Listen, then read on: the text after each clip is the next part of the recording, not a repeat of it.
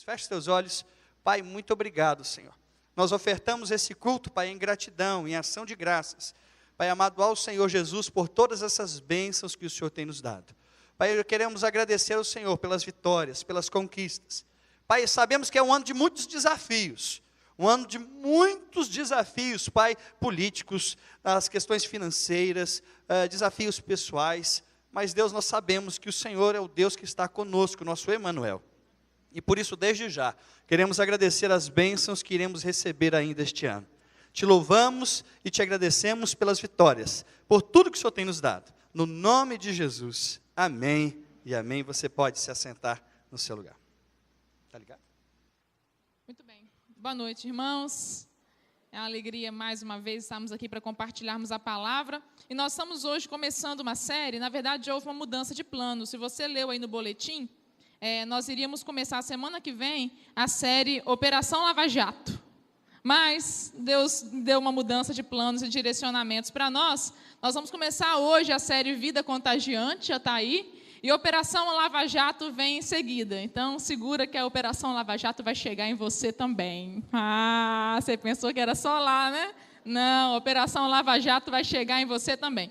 A gente começa hoje Vida Contagiante e vocês já viram que eu já fui contagiada. Né? Está na visão, está na visão. Para começar a Vida Contagiante, eu vim contagiada para mobilizar você a ser contagiado também. E nós começamos hoje a série Vida Contagiante, compartilhando o tema Coração Contagiante. Vão ser 7 domingos falando sobre vida contagiante. A primeira mensagem da série é Coração Contagiante. E eu vou convidar você a abrir sua Bíblia na seção de achados e perdidos da Bíblia. Pode abrir. Quem sabe onde é que está a seção de achados e perdidos? Todo mundo olhando. Seção de achados e perdidos na Bíblia, se você não sabe onde ela ficava, eu vou te falar agora. Lucas capítulo 15. É a seção de achados e perdidos da Bíblia. Por quê? Porque aí nós temos a parábola da ovelha perdida, da moeda perdida e do filho perdido. Todos três foram perdidos e encontrados.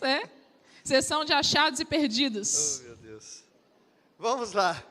Já que você está abrindo aí, vai ficar um pouquinho pequeno para alguns lerem, mas na nova versão internacional, a leitura é a seguinte. A partir do versículo 11, Lucas 15, versículo 11 ao 32, nós vamos ler toda essa parábola do filho pródigo. Preciso que você preste bastante atenção, porque essa parábola é minha e sua. Jesus continuou. Um homem tinha 2 filhos. O mais novo disse ao seu pai: Pai, quero a minha parte na herança. Assim ele repartiu sua propriedade entre eles. Há muito tempo depois, o filho mais novo reuniu tudo o que tinha e foi para uma região distante, e lá desperdiçou os seus bens vivendo irresponsavelmente. Depois de ter gasto tudo, houve uma grande fome em toda aquela região, e ele começou a passar necessidade. Por isso, foi empregar-se com um dos cidadãos daquela região, que o mandou para o seu campo a fim de cuidar de porcos. Ele desejava encher o estômago com as vagens de alfarrobeira que os porcos comiam, mas ninguém lhe dava nada. Caído em si, ele disse: Quantos empregados de meu pai têm comida de sobra, e eu aqui morrendo de fome? Eu me porei a caminho e voltarei para o meu pai, e lhe direi: Pai, pequei contra o céu e contra ti. Não sou mais digno de ser chamado teu filho. Trata-me como um dos teus empregados. A seguir, levantou-se e foi para o seu pai. Estando ainda longe, seu pai o viu e, cheio de compaixão, correu para o seu filho e o abraçou e o beijou. O filho disse: Pai, pequei contra o céu e contra ti. Não sou mais digno de ser chamado teu filho. Mas o pai disse aos seus servos: Depressa, tragam a melhor roupa e vistam nele, coloquem um anel em seu dedo e calçados em seus pés. Tragam um novilho gordo e matem-no. Vamos fazer uma festa e vamos comemorar. Pois este meu filho estava morto e voltou à vida, estava perdido e foi achado. E começaram a festejar. Enquanto isso, o filho mais velho estava no campo. Quando se aproximou da casa, ouviu a música e a dança. Então chamou um dos servos, e perguntou-lhe o que estava acontecendo. Ainda, este lhe respondeu: seu irmão voltou, e seu pai matou o novilho gordo, porque o recebeu de volta são e salvo. O filho mais velho encheu-se de ira, e não quis entrar. Então seu pai saiu e insistiu com ele. Mas ele respondeu ao seu pai: olha, todos esses anos tenho trabalhado como um escravo ao seu serviço, e nunca desobedeci as tuas ordens, mas tu nunca me deste um cabrito sequer para festejar com os meus amigos. Mas quando volta para casa esse seu filho, que esbanjou os teus bens com as prostitutas, matas um novilho gordo para ele. Disse o pai: meu filho, você está sempre comigo, e tudo que tenho é teu. Mas nós tínhamos que comemorar e alegrar-nos, porque o teu irmão estava morto e voltou à vida, estava perdido e foi achado. Vamos orar? Pai, nós estamos diante da Tua palavra nessa noite e clamamos que o Teu Espírito Santo possa aplicá-la ao nosso coração. Dá-nos, Senhor, entendimento daquilo que Tu queres de nós, Senhor. Ajuda-nos a ter o coração contagiante do Pai. É isso que nós te pedimos em nome de Jesus. Amém. Queridos, quando nós falamos sobre as parábolas de Jesus, e é interessante mostrar a vida de Jesus, Jesus é um personagem que tinha um coração totalmente contagiante. Um coração que contagiava as pessoas a fazer o que ele fazia. É interessante que quando nós olhamos as parábolas e olhamos a narrativa bíblica, nós temos a tendência a focar nos personagens secundários da Bíblia. Como, por exemplo, quando lemos a parábola do filho pródigo, nós temos a tendência a achar que o personagem principal é o filho pródigo, quando não é. A achar que o personagem principal da ovelha perdida é a ovelha perdida, quando na verdade não é. O personagem principal em todo esse Lucas 15, nesse achados e perdidos da Bíblia, nada mais é do que o próprio Deus representado dentro dessas parábolas. O próprio Pai, que tem um coração extremamente contagiante. Na parábola que nós lemos, o personagem principal dessa parábola é o pai, e não o filho que se perdeu. A parábola conta a história, e eu acho que ela deveria trazer talvez o título de O Pai com um Coração Contagiante. Ela conta a história de um pai que perde o seu filho para as loucuras da vida, mas esse mesmo pai tem braços abertos para receber o seu filho de volta. Essa parábola mostra, ou as parábolas que vemos, tanto da ovelha perdida, quanto da dracma perdida, quanto também do filho perdido, nós vemos sempre uma relação entre elas. Nós vemos que nessas três parábolas existem, por exemplo, algo de valor que se perdeu. Uma ovelha, uma moeda, um filho. Há uma relação também de que aquilo que se perdeu foi encontrado, foi procurado. Tanto a questão da ovelha, como a questão da moeda, como até mesmo a questão do filho, que quando está na direção do pai, o pai vai ao encontro dele. E temos também uma outra relação entre as três parábolas, é que quando algo de valor é encontrado, isso precisa ser festejado. E isso acontece nas três parábolas. Uma com os amigos, tanto ali o pastor e a mulher chamam os amigos e os vizinhos, e na parábola do filho pródigo citada aqui, nós vemos o pai chamando toda a família e fazendo um festão, matando uma novilha linda e cortando aquela picanha maravilhosa para celebrar a volta do filho. E nós vamos nessa noite meditar sobre como podemos ter um coração contagiante com base no modelo do coração contagiante do pai. Nós vamos ler a parábola do filho pródigo, olhando não apenas para o filho pródigo, mas principalmente para o pai do filho pródigo, e de como o seu coração contagiante foi capaz de restaurar a vida do filho, e como nós precisamos imitar o coração contagiante de Deus. A nossa premissa para essa série de mensagens é: a vida de Deus contagia.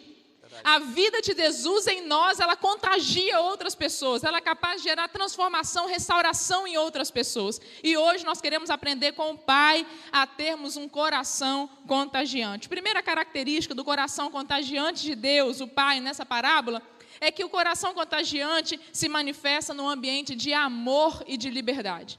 Veja, a parábola conta que o filho chegou para o pai e falou: pai, dá-me a parte da herança que me cabe. Tem um autor chamado Kenneth Bailey, ele é autor de um livro chamado As Parábolas de Lucas, é um estudioso da palavra de Deus, um grande exegeta. E o Kenneth Bailey vai dizer assim, que ele estudou por 15 anos a cultura do Oriente Médio, E ele perguntou, durante 15 anos de pesquisa, ele fez essa pergunta para pessoas das mais diversas classes sociais, países diferentes, mas todos orientais.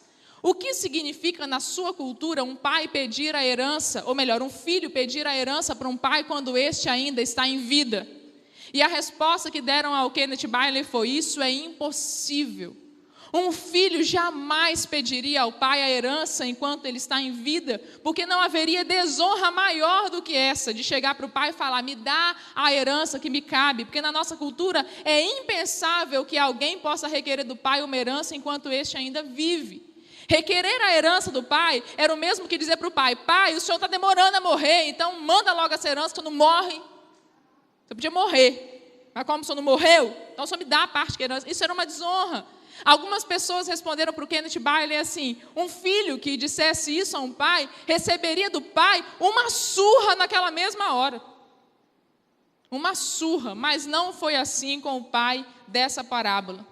Nessa parábola, o pai ama tanto o filho que o pai dá ao filho liberdade de escolher, inclusive viver sem ele. É interessante que Deus, ele nos ama tanto que ele nos dá até a liberdade de escolher viver sem ele.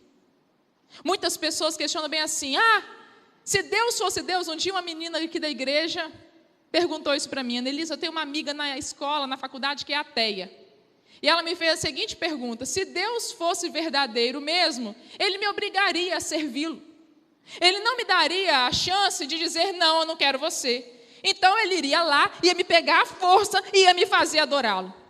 Deus não faz isso, porque um dos princípios do amor de Deus é que Deus nos dá liberdade. Liberdade, inclusive, de dizer: não, Senhor, eu quero viver pelos meus próprios caminhos e eu não quero estar debaixo da sua autoridade na minha vida. Deus te respeita tanto, Deus respeita tanto o homem, que se o homem quiser ir para o inferno, ele deixa.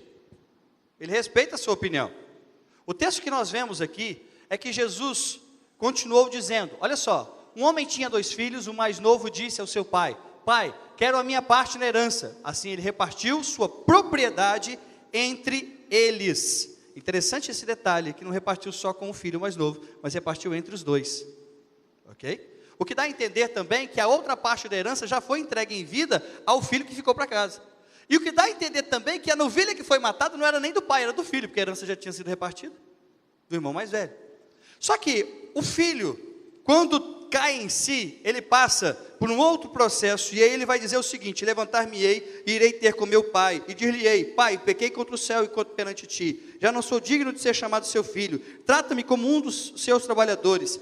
E levantando-se foi para o seu pai, e quando ainda estava longe, viu seu pai, e se moveu de íntima compaixão, e correndo, lançou-se-lhe ao pescoço e o beijou. Vamos trazer algumas aplicações dentro desse ponto aqui para a nossa vida. Algumas coisas que são interessantes para nós. Coisas como, por exemplo, nós somos aqueles que desonram a Deus, porque queremos andar segundo a nossa própria vontade. Nós queremos as bênçãos do Pai, a herança do Pai, as maravilhas de estar na presença do Pai, mas andar do nosso jeito. Se você pensa assim, possivelmente você também é um filho pródigo. Outra aplicação que podemos tirar aqui, é que quando as vendas dos nossos olhos caem, e percebemos a impossibilidade de vivermos sem o Pai, podemos ter a certeza de que Ele nos acolhe com seu coração contagiante, cheio de amor, para uma vida de liberdade. O que Deus faz conosco, quando nós falhamos como filho pródigo, e voltamos para a presença dEle, não é nos apedrejar, mas é nos abraçar. É exatamente isso que Deus propõe a você e a mim. Ainda, o que é de se esperar de que faça alguém que foi alcançado pelo coração contagiante de Deus? Que também seja cheio de amor e de liberdade, que também contagie outras pessoas, que receba a outras pessoas com esse mesmo amor, e que também permita que outras pessoas sejam libertas como nós somos libertos. É interessante que as vendas dos nossos olhos caem quando algo de ruim às vezes nos acontece. Sabe, quantas vezes esse pai deve ter dado conselhos ao filho, de como ele deveria proceder. Mas eu não sei se é assim com você. Tem hora que a gente só enxerga quando a gente dá com os burros na água. Tem hora que a gente só enxerga quando a gente dá com a cara no muro, com a cara na parede. Aí a gente para e fala: gente, mas me avisaram tanto sobre isso, e só agora eu estou enxergando isso. Tem hora que a gente só cai em si quando vai tudo de mal e pior. E aí eu vou te dizer, Deus permite que coisas ruins aconteçam com a sua vida, para que você abra os olhos e veja da forma como Ele quer que você veja. A casa do Pai é o melhor lugar para se estar. Aquele filho tinha uma boa memória afetiva do pai. Verdade. Ele sabia que o pai amava tanto que quando ele precisou, ele falou, eu vou levantar e vou ter com meu pai. Porque lá na casa do meu pai tem um ambiente de amor e liberdade. Tem ambiente de amor e liberdade para você na casa do pai, que por alguma razão tentou andar sozinho. Agora, você que já foi alcançado por esse amor contagiante de Deus, você tem uma obrigação de ter um coração contagiante também. A Bíblia diz, sede, pois, misericordiosos, assim como misericordioso é o vosso Pai Celeste. Alguém que foi alcançado pelo amor, pelo coração contagiante de Deus, é alguém que contagia outros. Aí eu te pergunto, teu coração é um coração que promove para as pessoas que aproximam de você amor e liberdade? Ou você é alguém que aprisiona as pessoas? Você é o tipo de amigo que fica falando bem assim, se você for amigo de fulano, não fala comigo. Não é assim? Tem muito amigo que aprisiona a gente, ele não liberta, ele aprisiona. Você é o tipo de namorado que quando começa a namorar, vira para sua namorada e fala, se você andar com fulaninho, nós vamos terminar. Se distancia de todo mundo. Você é o tipo de marido ou de esposa que fala, agora que você casou comigo, você é meu marido, você larga a mão da sua família, viu? Ou eles ou eu. Tem gente que aprisiona as pessoas, os relacionamentos. Você está indo para a igreja? Quando você for para a igreja, cortamos relações. Tem gente que aprisiona. Quem tem o coração contagiante, Deus precisa promover liberdade e amor nos relacionamentos. Não pode aprisionar ninguém. Segunda característica do coração contagiante de Deus. Coração contagiante de Deus se manifesta porque Ele nos promove graça e restituição. Olha que coisa mais linda, irmãos. Graça e restituição. O filho que tinha feito burrada, que desonrou o pai em vida, que pegou os bens do pai e gastou tudo com prostituição e com farra, esse filho volta. E olha que interessante, quando o filho está chegando, olha o que o pai diz para ele. Mas o pai diz a seus servos, depressa, tragam a melhor roupa, traz também um anel e põe no dedo do menino e uma sandália nos seus pés. Os presentes são todos simbólicos. A roupa significava classe, status social. Aquele pai estava querendo dizer para o filho, porque na mente do filho ele falava bem assim, eu vou voltar para o meu pai e eu vou pedir que ele me trate como um dos seus funcionários, como um dos seus trabalhadores. Mas o pai diz, não te recebo como um dos meus trabalhadores, eu te recebo como meu filho, traz a melhor roupa, porque roupa é sinal de status social. O pai virou para os amigos, para os servos dele e falou, vai lá na Lacoste e compra uma roupa decente para esse menino. E aí o menino ficou todo feliz com o jacaré no peito. Não é não? Ele falou também assim, traz um anel e põe no dedo. Por que o anel? Porque o anel era sinal de autoridade. Sabe o que o pai estava dizendo para o filho? Ele estava dizendo para o filho o seguinte, eu te constituo autoridade novamente sobre os bens da nossa família. Como que alguém em sã consciência dá autoridade sobre os bens para a família, sobre um filho que torrou tudo, que foi responsável? Como que alguém dá autoridade de novo sobre os bens da família para um filho que desprezou o pai, que quis a morte do pai, que gastou tudo que era do pai, que o pai levou a vida inteira para construir com prostituição, com farra e tudo mais que ele podia desfrutar? O pai fala, está aqui meu filho, o anel, eu vou te restituir a autoridade, você vai ter de novo autoridade sobre os bens da família. E ele pediu uma sandália para pôr no pé. Por que sandália? Porque sandália era sinal de que ele não era escravo. Os escravos andavam descalços. Então o pai estava dizendo para os servos e dando autoridade diante dos servos da sua fazenda, dizendo, meu filho não volta aqui como escravo. Meu filho volta aqui como dono.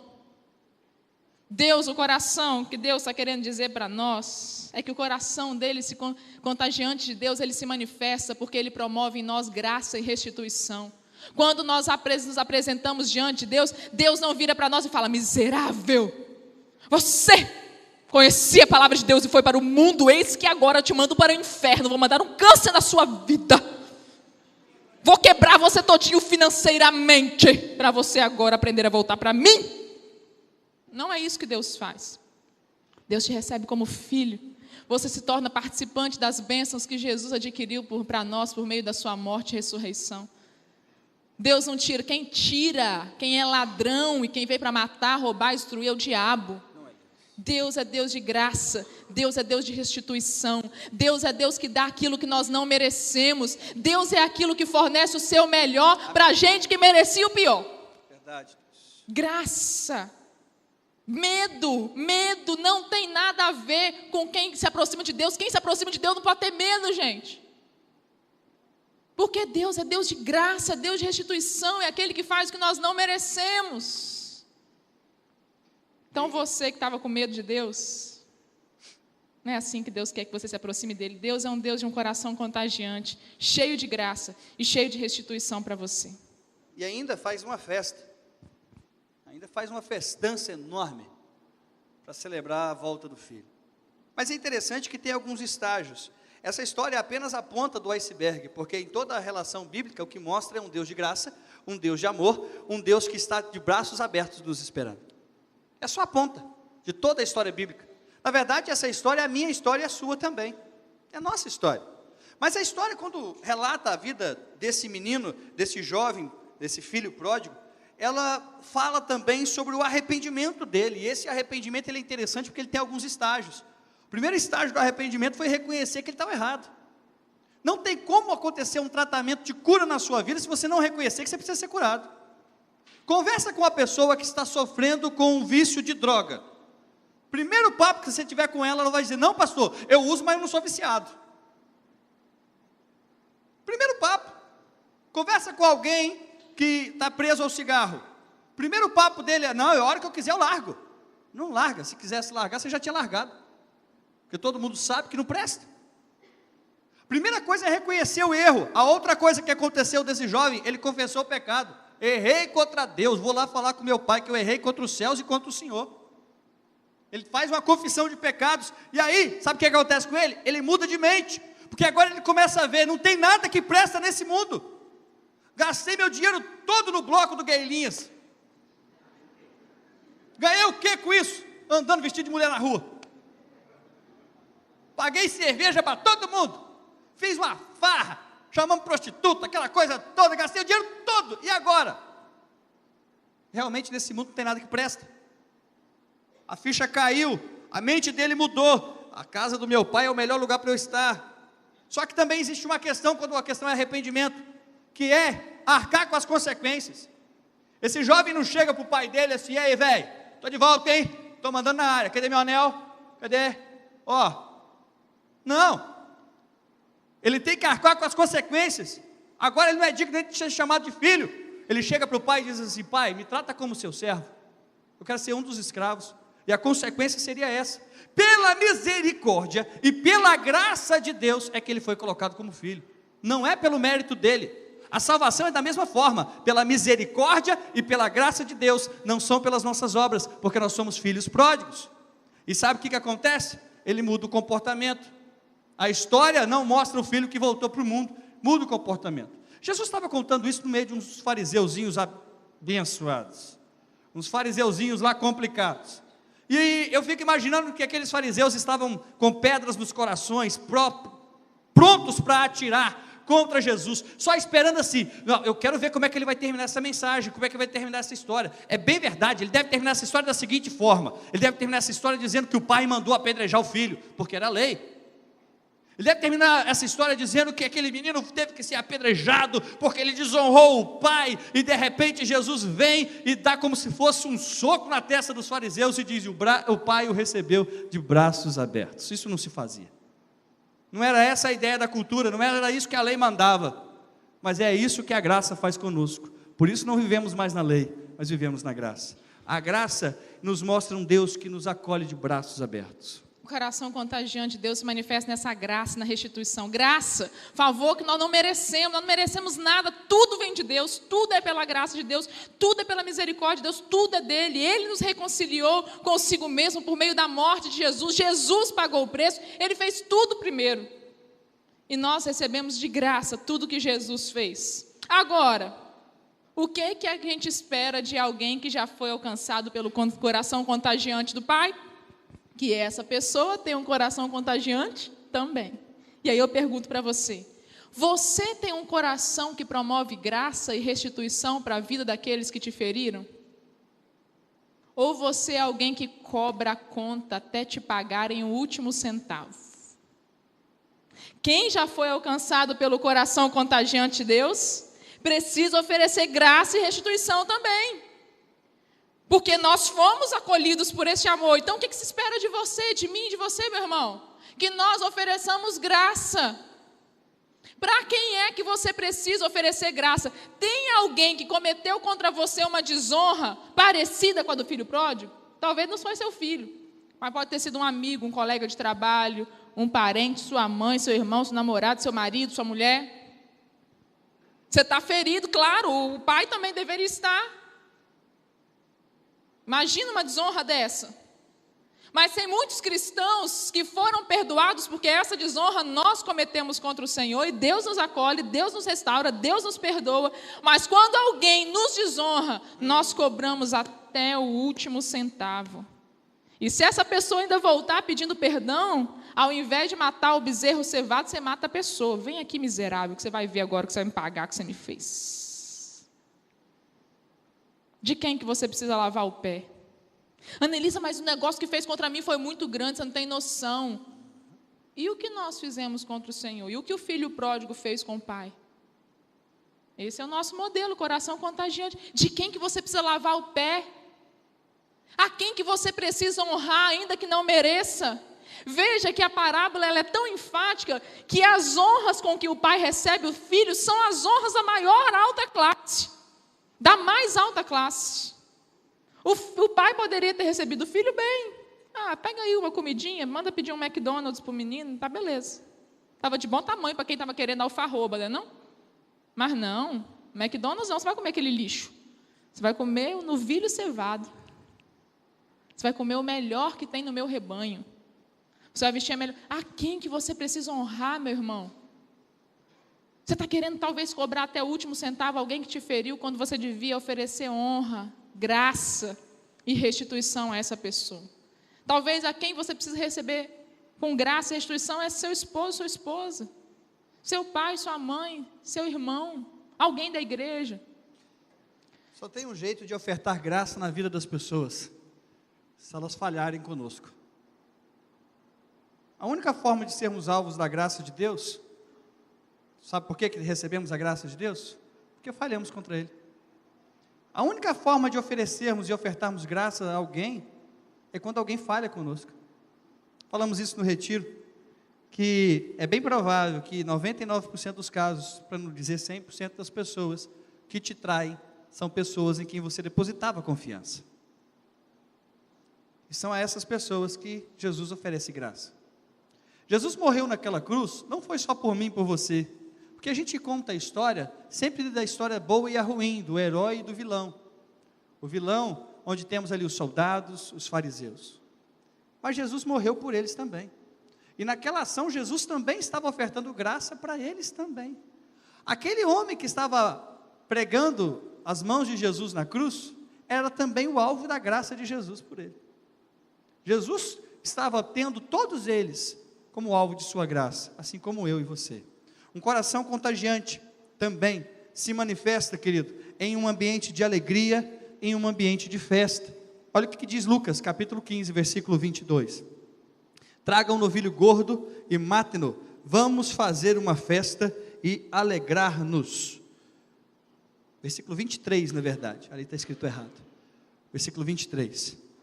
Coração contagiante se manifesta em um ambiente de alegria e de festa. Nosso Deus não é, presta atenção, nosso Deus não é aquela imagem que Hollywood pinta de Zeus, rabugento, lá num trono, todo cara fechada, esperando para jogar um raio na cabeça de alguém.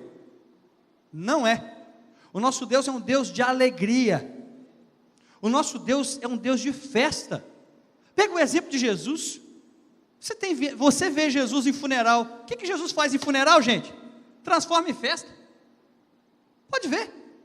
Jesus ia para casamento, Jesus gostava disso. Jesus foi conhecido como aquele que comia, com os pecadores, estava sempre naquele ambiente ali de festa. Sabe, meu amado, Deus é um Deus de alegria, Deus não é um Deus rabugento. Essa imagem que temos de Deus é uma imagem pintada pelos artistas antigos e pelos filmes de Hollywood. O nosso Deus não é um Deus carrasco, mau, mas é um Deus de festa e de alegria. E o que Deus tem para você, sabe o que é? Um abraço alegre para te receber de volta. Eu tenho dito isso muito, nós repetimos isso no retiro. Eu falei que um recurso pedagógico para as pessoas entenderem é você repetir uma mesma verdade, 1, 2, 3, 4, até que uma hora ela entra na cabeça das pessoas, né? Quando a venda dos olhos daquele rapaz foi tirada, ele pôde enxergar o que as coisas realmente eram, como as coisas realmente eram. Eu tenho dito que quando nós somos cegos pelo pecado, a gente começa a achar que o pecado é legal, que o pecado é gostoso, que o pecado é uma coisa que promove prazer. Mas quando o Espírito Santo abre os nossos olhos, então nós começamos a ver que o pecado é horrível, e que se nós sofremos alguma coisa, pode procurar que o pecado está lá.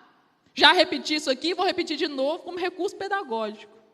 Pensa alguma coisa que te faz sofrer, eu te mostro que o pecado está escondido em algum lugar. Tudo que faz sofrer é pecado. E aquele menino viu que o pecado dele levou ele para o precipício e fez ele sofrer. Sofrer, fala uma coisa que faz sofrer. Traição faz sofrer? É pecado. Alguém falar mal de você te faz sofrer? Claro, pecado. Fofoca é pecado. Se não fosse pecado, você não sofria com a fofoca. Inveja faz sofrer? Faz sofrer, é pecado. Violência faz sofrer? Faz sofrer, é pecado. Fala mais coisa aí, gente. Fome faz sofrer? Faz sofrer, por quê? Porque é pecado, porque tem ganância demais, gente querendo muito e outros ficando com pouco. Corrupção, está fazendo a nação inteira sofrer? Claro, é pecado, gente. Se não fosse pecado, a gente não sofria. O pecado é horroroso, é horrível. Mas a gente fica cego e a gente começa a achar que é bom. Mas um dia Deus abre os olhos e fala, eu estou vivendo uma vida miserável porque eu estou em pecado. E aí a gente volta para o Pai, nosso olho se abre e a gente vê que na presença do Pai tem plenitude de alegria. Amém. Só na presença do Pai tem plenitude de alegria. O salmista diz assim, Deus mudou meu pano de saco e Ele me cingiu de alegria. Na tua presença há plenitude de alegria, na tua destra delícia perpetuamente. É bom viver na casa do Pai, o Pai te recebe com festa, não é com funeral.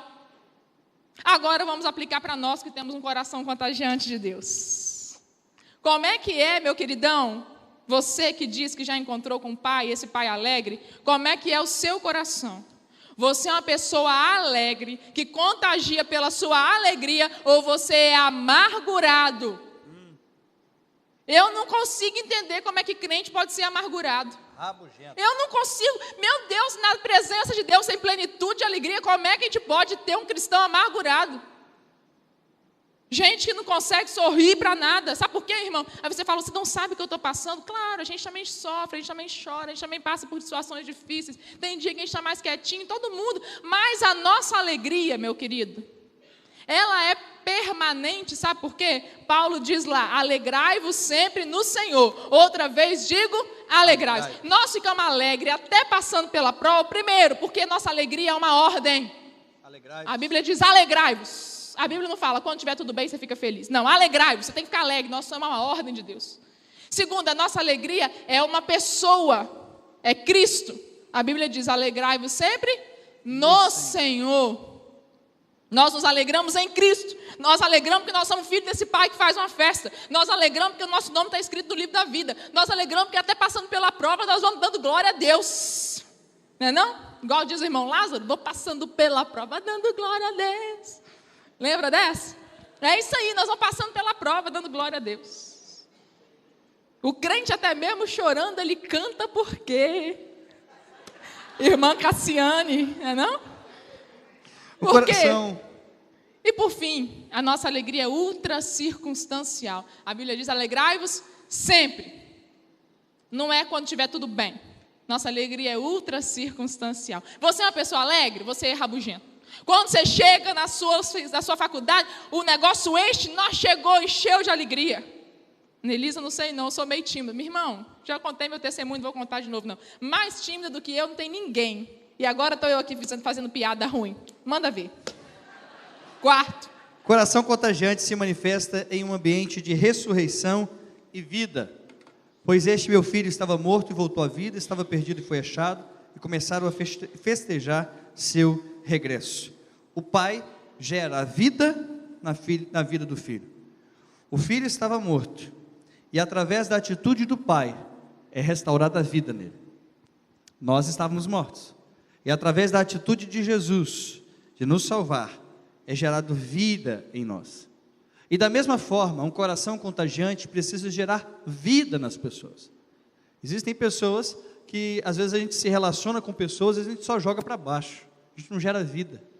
A gente sempre olha a vida com uma perspectiva negativa. Nós precisamos olhar a vida com a perspectiva positiva. Sabe por quê, irmão? O resultado final do crente é o céu, não é aqui. A nossa perspectiva está na glória. Por isso, nós precisamos gerar vida nas pessoas. Um coração contagiante é como o coração do Pai, que mesmo encontrando alguém morto em delitos e pecados, pode não concordar com aquela atitude, mas não deixa de acolher aquela pessoa. Ainda, um coração contagiante se manifesta em um ambiente de confronto e de tratamento das doenças do coração. Olha o que diz o texto. Enquanto isso, o filho mais velho estava no campo. Quando se aproximou da casa, ouviu a música e a dança. Então chamou um dos seus servos e perguntou-lhe o que estava acontecendo. Este lhe respondeu: seu irmão voltou, e seu pai matou o novilho gordo, porque recebeu de volta são e salvo. O filho mais velho encheu-se de ira e não quis entrar. Então seu pai saiu e insistiu com ele, mas ele respondeu ao seu pai: olha, todos esses anos tenho trabalhado como um escravo ao teu serviço, e nunca desobedeci as tuas ordens, mas tu nunca me deste nenhum cabrito para eu festejar com meus amigos. Mas quando volta para casa este seu filho, que esbanjou dos teus bens com prostitutas, matas um novilho gordo para ele. Então respondeu o pai: meu filho, tu sempre estás comigo, tudo o que tenho é teu. Acho que essa parábola tinha que se chamar a parábola dos filhos perdidos, e não do filho perdido, porque na verdade nós temos dois filhos perdidos, um filho perdido fora de casa e um filho perdido dentro de casa. É interessante que esse menino estava dentro da casa do pai, mas ainda não tinha aprendido com o pai a ter o coração contagiante do pai. Ele estava dentro do pai, da casa do pai, mas com postura orgulhosa, com postura arrogante, soberba, e sem ter aprendido com o pai como ele deveria se comportar em situações onde ele precisava contagiar com o seu coração. Nós corremos o mesmo risco de estarmos dentro da casa do pai e não termos o coração do pai. Mas o coração contagiante de Deus é um coração que confronta. O coração contagiante de Deus é um coração que vai até quem precisa corrigir, corrige e restaura. E foi isso que o pai fez com o filho mais velho. A mesma ternura que o pai teve para com o filho mais novo, aquele que vendeu tudo, ele teve para com o filho mais velho que estava dentro de casa perdido também. Quando o pai chega e o filho mais velho cresce para cima dele e fala: ah, pai, qual é, hein? Eu aqui ajudando, aí ó, orgulho de coitado, quem estava aqui sexta-feira, né?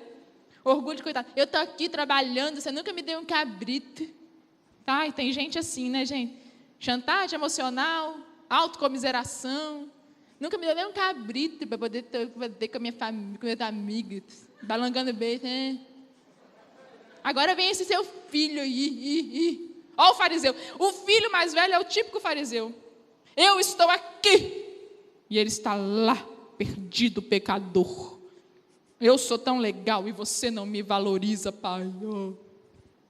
Aí vem esse seu filho infeliz, olha o que ele fala: desperdiçou o teu dinheiro com prostitutas. E eu não, eu sou um cara certinho, orgulhoso. Via a trave no olho do outro, mas não tirava o argueiro do seu próprio olho, né, não? Um pecador quanto? Ou melhor, via o argueiro, não tirava a trave. Eu sempre confundo o argueiro com a trave. Vocês são assim também? Eu sempre confundo. Tira primeiro a trave do teu olho, então verás claramente o argueiro no olho do teu irmão. Ele estava vendo o... Vocês entenderam, né? A trave. A trave. E não, ele estava vendo o argueiro no olho do irmão e não tirava a trave. Aí. O argueiro. Enfim, mas o pai confrontou. Você é o filho mais velho? Que gosta de ficar julgando os outros, mas Deus está precisando ter um tete-a-tete com você para explicar para você como é que é ter um coração contagiante. Está dentro da casa do pai, mas o coração do pai ainda não o contagiou. Está dentro da casa do pai, mas está tão perdido quanto aqueles que estão fora da casa do pai. em um ambiente um coração contagiante se manifesta em um ambiente de discipulado e de celebração. Disse o pai: meu filho, você estava sempre comigo e tudo que tenho é seu, mas nós tínhamos que celebrar a volta desse teu irmão e alegrar-nos, porque ele estava morto e voltou à vida, estava perdido e foi achado. O pai chama o filho mais velho e fala: filhão, vou discipular você. Vou te ensinar que tudo que eu tenho é seu, meu filho. Tudo que eu tenho é seu. Vem cá, deixa eu te ensinar como é que a gente faz para ter um coração contagiante. Vamos lá festejar a volta do seu irmão? Ele estava morto, ele reviveu, estava perdido, foi achado. Meu irmão, tem gente que não precisa da sua crítica, tem gente que precisa do seu discipulado. Está precisando de você virar e falar bem assim: irmãozinho, aqui, vou te ensinar a ter o coração contagiante de Deus. Está vendo o irmão que estava morto, reviveu? Vamos lá festejar com ele. Vamos lá dar a mão para ele, vamos lá ensinar para ele como é que é viver e ter o coração contagiante de Deus. Nós estamos cheios de filho mais velho dentro das igrejas, irmão. Gente que acha que está tudo bem com ele, está certo demais e que pode se colocar no lugar de julgar os outros. Mas o coração contagiante de Deus se manifesta dizendo assim: vem cá, e eu vou ensinar você a ter um coração de amor. Como é que está seu coraçãozinho? Você já foi contagiado pelo coração contagiante de Deus? O seu coração é um coração que contagia as pessoas com amor, com restauração, com graça, com perdão, com alegria, com confronto e com discipulado? Você contagia? Você contagia com o amor que você demonstra, com a liberdade que você tem nos relacionamentos. Você contagia quando você perdoa, quando você oferece graça a quem não merece. Você contagia. Como é que está o seu coração? Queria que você refletisse sobre isso nessa noite. Feche os olhos aí onde você está. E eu quero fazer uma pergunta para você e quero te convidar e te desafiar a fazer o mesmo processo que o filho pródigo fez, de primeiro reconhecer o erro, de depois realmente querer essa restauração, de buscar e confessar esse erro, de arcar com as consequências disso, mas de assumir a postura de resolver essa questão. Eu quero te convidar, a você que está perdido, dentro ou fora da casa do Pai, eu quero te dizer que o Pai quer te receber de braços abertos hoje. Você que está perdido dentro da igreja, talvez você esteja perdido fora dela, como o filho pródigo. Talvez você já esteve na casa do Pai e está totalmente afastado hoje.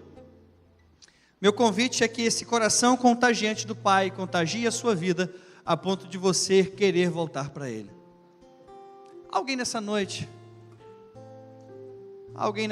que precisa ser contagiado por esse amor do Pai? Alguém nessa noite que precisa voltar para a casa do Pai? Alguém que está perdido e quer ser achado pelo Pai? Dentro ou fora da igreja? Se houver alguém, eu queria orar por você, onde você estiver, queria que você levantasse a sua mão. Se Deus ministrou o seu coração, amém, glória a Deus, amém, glória a Deus, amém, glória a Deus, amém, glória a Deus, glória a Deus, glória a Deus.